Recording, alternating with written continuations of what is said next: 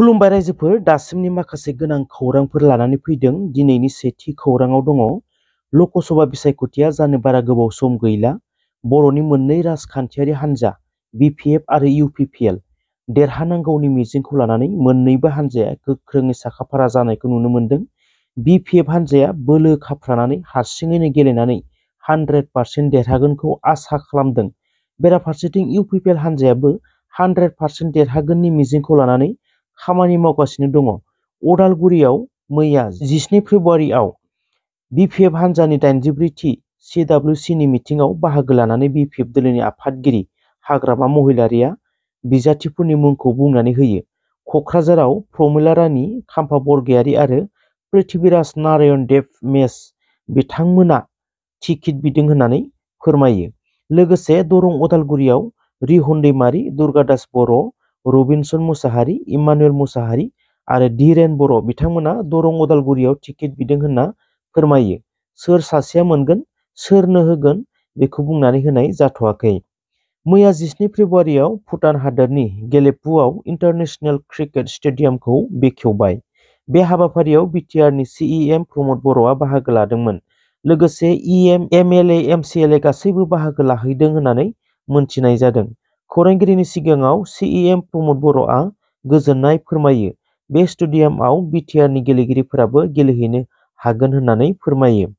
थांनाय 15 फेब्रुआरियाव कार्बि आंलंआव एएसटिसि आरो कार्बि लाइमोनफोरा कार्बि आंलंनि पिजि आरो पिजिआरआव खान्थि बेरेखायै जिउ खुंनाय सुबुंफोरा हानि पाट्टा दाबिनायनि हेंथायै धरना होनानै फैफिननाय समाव खेर'नि सारियालियाव दुथांफोरनि साग्लोबनायाव 11 सुबुंफोरा गोब्राबै जोखोम जादोंमोन। बे दुथांनि खामानि मावग्रा 28 दुथांफोरखौ पुलिसआ हमबाय होनना मोनथिनो मोन्दों। थांनाय 16 फेब्रुआरि खालि एबसु आरो बर' साहित्य सभानिसिम आसाम सर्व शिक्षा अभियाननिफ्राय नटिस फैनाय लेखायै बर' बिजोंनि थाखो 6 नि सानखान्थि आरो बिगियान आयदानि बेले-बेजेनि सायाव गुवारै सावरायनानै थालांनाय गुन उत्सबखौ थाबैनो खुंफुंनो थांखि आजावबाय होनना खौरांगिरि मेलनि गेजेरजों फोरमायदों मिरु एबसुनि आफादगिरि दिपेन बर'आ। लोगोसेनो थाखो 6 नि सानखान्थि आरो बिगियान बिजाबखौ बर' रावआवनो दिहुननानै गासैबो फरायसालियाव थाबैनो सहैगोन होनना फोरमायना होदों।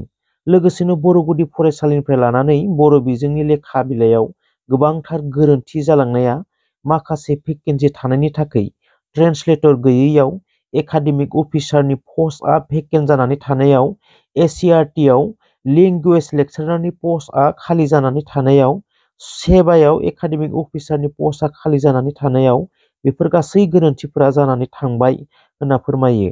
भेकेन्ट जानानै थानाय सर्व शिक्षा अभियानआव ट्रेन्सलेटर भेकेन्ट, एससिइआरटिआव लेंगुवेज लेक्सारार, सेबायाव एकाडेमिक अफिसारनि भेकेन्ट बेफोर गासैनिबो पस्टनि एडभार्टाइजमेन्टआ थाबैनो ओंखारगोन होननानै फोसावनानै होदों।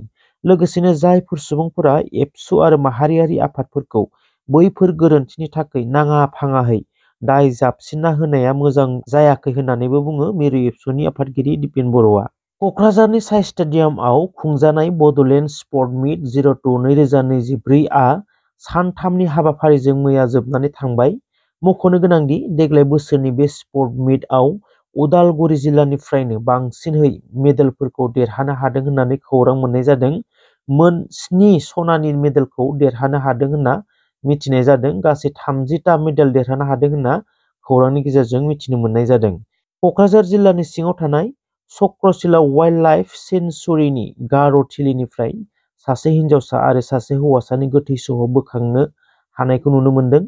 जिउ गोमानाय सानै सेंग्रा आरो सिख्लाखौ कुशि शर्मा आरो राहुल रय होननानै खौरां मोननाय जादों। मिथिनाय बादिब्ला बिसोर सानैबो थांनाय 14 फेब्रुआरिनिफ्रायनो गोमाना दंमोन होनना मिथिनो मोन्दों। नाथाय मैया 17 फेब्रुआरि फुंबिलियाव बिसोरनि गोथै सह'खौसो बोखांनो हानाय जादों। फैगौ 21 फेब्रुआरि खालि एक्स.एन.डि.एफ.बि. नि आफादगिरि गायसनगिरि रन्जन दैमारिनि 64थि जोनोम सान।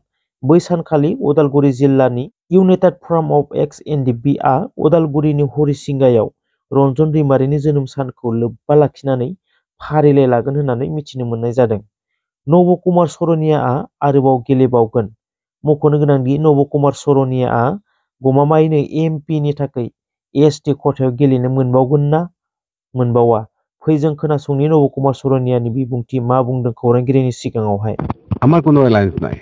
যেতিয়া 21 নম্বৰ এজন পাৰিষদ দৰকাৰ আছিলে, বিজেপি ইপিপিএলে তেওঁলোকক কিডনেপ কৰি নিয়াৰ চেষ্টা কৰিছিলে, কিন্তু আমাৰ প্ৰাৰ্থীজনে নাযায় কেনে এটা কণ্ডিশ্যন তেওঁলোক ছাপোৰ্ট দিছিল যে আমাৰ যাতে ইএম থাকে, তেওঁ যাতে BTCত আমাৰ বিভিন্ন জাতি জনগোষ্ঠী যিবিলাক অবৰাজ্য সমস্যাবিলাকে ক'ব পাৰে, সমাধান কৰিব পাৰে, সেই স্বাৰ্থত তেওঁ ছাপোৰ্ট দিছিলে। ইয়াত কোনো NDAক ছাপোৰ্ট কৰা নাই। যদি সঁচাকৈ তেওঁলোকৰ ছাপোৰ্টে আছিলে, আমাৰ ৰাইজে কৈছে যে নৱসেনাই তেওঁলোকে মিত্ৰজোঁটৰ পৰা কেণ্ডিডেট দিয়ক, সেইটোতো কৰা নাই তেওঁলোকে। সেইকাৰণে কৈছে এওঁলোকে কেৱল এটা ৰাজনৈতিক স্বাৰ্থৰ কাৰণে কথাবিলাক কৈ আছে। প্ৰমোদ বৰা ডাঙৰীয়া MPত জিকাটো বাদেই দিয়ক, বহুতে কৈছে এইবাৰ চিফো হয়তো হ'ব নোৱাৰিব। গতিকে মই এই ক্ষেত্ৰত বিশেষ কথা নকওঁ, মই তেওঁৰ কথাখিনি মই জবাব দিছোঁ। নিশ্চিতভাৱে তেওঁলোকে ইলেকশ্যন খেলক আৰু দেখিব যে হয়তো ইপিপিএল 2 নম্বৰ নহয় 3 নম্বৰত আহিব পাৰে, হয়তো ছেকেণ্ডত BPF আহি যাব পাৰে, কাৰণ BPFৰ অলপ লাহে লাহে আৰু ৰিকভাৰী হৈছে, কাৰণ তেওঁলোকে ভাবিছে যে আমাক যদি আকৌ চিট বনাব পাৰি তেতিয়াহ'লে হয়তো BTCত ৰাইজৰ অলপ ভাল দিন আহিব, এনেকুৱা ধৰণৰ এটা মানে নেৰেটিভ এটা কিন্তু BTC অলৰেডি আৰম্ভ হৈছে। কিন্তু MPক লৈ নহয়, MPক লৈ ইপিপিএল BPF অলৰেডি তেওঁলোকে কি কয় ৱাকঅভাৰ দি দিছে। কেৱল তেওঁলোকে কিছু কথা কোৱাৰ দৰকাৰ আছে, তেওঁলোকৰ কিছু ক্ষমতাও আছে বা মাৰ্কেটত তেওঁলোকে চলিব লাগিব, সেইকাৰণে তেওঁলোকে সেইবিলাক কথা কৈছে, বেলেগ ইয়াত কোনো কাৰণ নাই। গোপনভাৱে কিন্তু আপুনিও গম পাইছে যে UPPL বা BPFৰ প্ৰাৰ্থী কোন হ'ব, আপোনাৰ প্ৰতিদ্বন্দ্বী এইবাৰ কোন হ'ব? চাওক, আমাৰ এই মিনিষ্টাৰ উষাগৌৰৱ বৰডাঙৰীয়াৰ কথা চলি আছে, কিন্তু আমি চেলেঞ্জ কৰিছোঁ আমাৰ লগত, গতিকে আমি সেইবিলাক কেয়াৰ নকৰে। ঠিক আছে, মানে এইবাৰ চেলেঞ্জিং মোডত হ'ব নেকি? নিশ্চিতভাৱে, কাৰণ এই কোকৰাঝাৰ সমষ্টিৰ ইলেকশ্যনটো নৱসেনা ইলেকশ্যন নহয়, এইটো ৰাইজৰ ইলেকশ্যন। আৰু ইয়াত আপোনালোকৰ মিডিয়াৰ সন্মুখতে কোনো কথা নকয়, কিন্তু দেখিব ভোটটো আজি চাওক, বিজনী সমষ্টিত দুবাৰো ভাল কণ্ডিশ্যন নহয়, মানে ভোট দিছে, আৰু এইবাৰতো মই ভাবোঁ বেছি হ'ব। বিভিন্ন সময়ত কিন্তু মানুহৰ মুখেৰে শুনা যায় যে 10টা বছৰ আপুনি MP থাকি একো কাম কৰা নাই। সেইটো কথাটো মানুহে জানে, এইখিনি আচল ইলেকশ্যনৰ সময়খিনি তেওঁলোকে ঠিকেই কৰিব, বাকী সময়তো MPক গালি দিব পাৰে, তেওঁলোকৰ মানে কেণ্ডিডেট, তেওঁলোকৰ MP, গতিকে মোক গালি দিয়ে কিবা কৰে, সেইটো মই ক'বলৈ একো নাই। ৰাইজে কিবা সেইটো ভাল কিবা চিন্তা কৰি গৈছে, মোক পজিটিভ লৈছে সেইটো।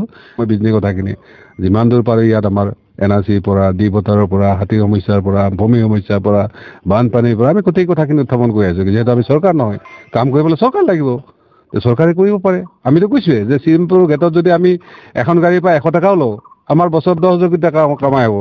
চিন্তাটো বেলেগ, তেওঁলোকৰ চিন্তাটো বেলেগ, তেওঁলোকৰ লগত আমাক তুলনা নকৰিব। ৰাইজৰ প্ৰতি মই সদায় ভাল ভাৱ আছে। এইটো ইলেকশ্যন মোৰ নহয়, ৰাইজৰ ইলেকশ্যন, কাৰণ কোনো এজন পাগলেহে আহিব ইয়াত ইলেকশ্যন খেলাৰ কাৰণে, অকলে হয় নহয়। ৰাইজৰ যদি সমৰ্থন নাথাকে, এইটোতো আৰু পঞ্চায়তৰ ইলেকশ্যন নহয়, MP ইলেকশ্যন। বাকী দলৰ কেণ্ডিডেটবিলাক পাগল নেকি?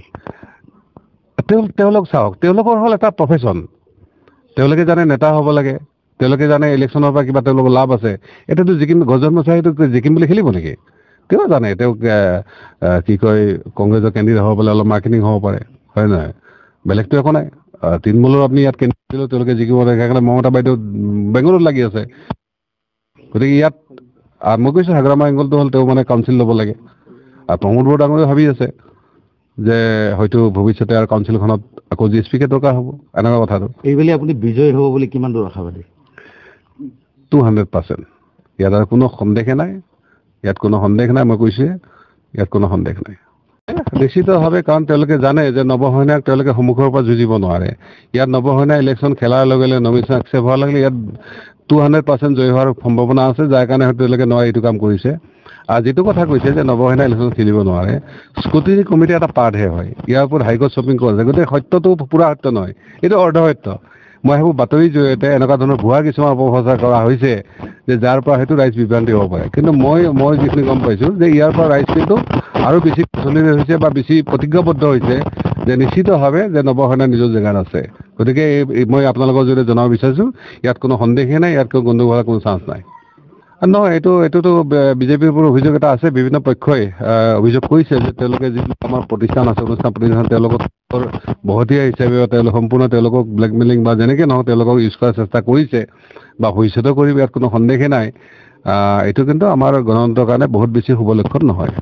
दासिमनि थाखाय बेसेबांखिनिखौनो खौरां लानानै फैदोंमोन। थेंक इउ सो माच रायजोफोर, जायफ्रा जोबजासिम नायजोब्बाय। भिडिअखौ मोजां मोनदोंबा लाइक खालामदो आरो हायोब्ला लोगोफोरनोबो शेयार खालामनानै होदो।